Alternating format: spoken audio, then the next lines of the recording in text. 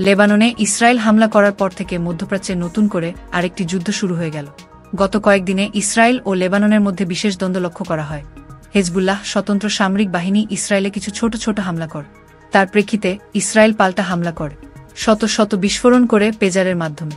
পেজার বিস্ফোরণ হামলায় হাজার হাজার মানুষ আহত এবং অনেকে নিহত হন। এই ঘটনাকে কেন্দ্র করে হেজবুল্লাহ প্রধান ইসরায়েলকে হুমকি দিলে ইসরায়েল হাসান নাসরুল্লাহর হত্যা করে। এর পাল্টা জবাবে ইরান গত মঙ্গলবার ইসরায়েলে মিসাইল বর্ষণ করা। তবে এই দ্বন্দ্বের শুরু হয় কিছু যুগ আগে থেকেই। লেবানন ইসরায়েলের প্রতিবেশী দেশ। ইসরায়েলের উত্তর অঞ্চল এবং লেবাননের দক্ষিণ অঞ্চলে দুই দেশের সীমানা রয়েছে। 1948 সালে মধ্যপ্রাচ্যের ভূমি দখল করে ইসরায়েল রাষ্ট্র প্রতিষ্ঠার পর থেকেই শুরু হয় দ্বন্দ্বে। ইসরায়েল আত্মপ্রকাশ করার সাথে সাথেই শুরু হয় আরব ইসরায়েল যুদ্ধ। এই যুদ্ধে আরবদের পক্ষে ইসরায়েলকে দমন করার জন্য লেবানন অংশগ্রহণ করে। এই যুদ্ধে 7 লক্ষ ফিলিস্তিনিদের তাদের ঘর বাড়ি থেকে উচ্ছেদ করে দেওয়া হয়। ইসরায়েল যখন লেবানন দখল করে সন্ত্রাসী কার্যক্রম পরিচালনা করছিল, তখন লেবাননের প্রতিরোধ যোদ্ধাদের সমন্বয়ে গঠিত হয় হেজবুল্লাহ। হেজবুল্লাহ অর্থ হল আল্লাহর দল। 1985 সালে হেজবুল্লাহ আনুষ্ঠানিকভাবে যাত্রা শুরু করেছিল। হেজবুল্লাহ স্বতন্ত্র গোষ্ঠীটি প্রতিষ্ঠার মূল কারণ ছিল ইসরায়েল রাষ্ট্রের অবৈধ সন্ত্রাসী কার্যকলাপের অবসান করা। আত্মপ্রকাশের পর থেকেই ইরানের সহায়তায় হেজবুল্লাহ সামরিক ও রাজনৈতিকভাবে শক্তিশালী হয়ে উঠতে থাকে।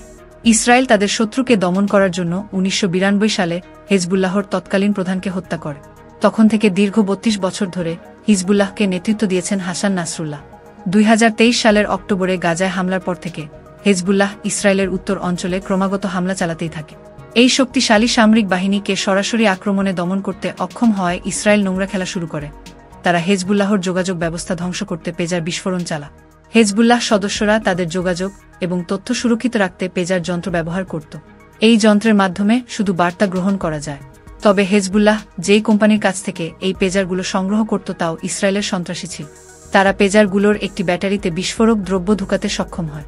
তবে হেজবুল্লাহ তাদের এই নোংরা ষড়যন্ত্রের আভাস পায় বিধায় ইসরায়েল পেজারগুলোকে গত 17 সেপ্টেম্বর বিস্ফোরণ করা। এই আক্রমণে ক্ষুব্ধ হয়ে হেজবুল্লাহ প্রধান ইসরায়েলকে হুঁশিয়ারি দিয়ে বলে যে তাদের উত্তর অঞ্চল মানুষের বাস উপযোগী থাকবে না।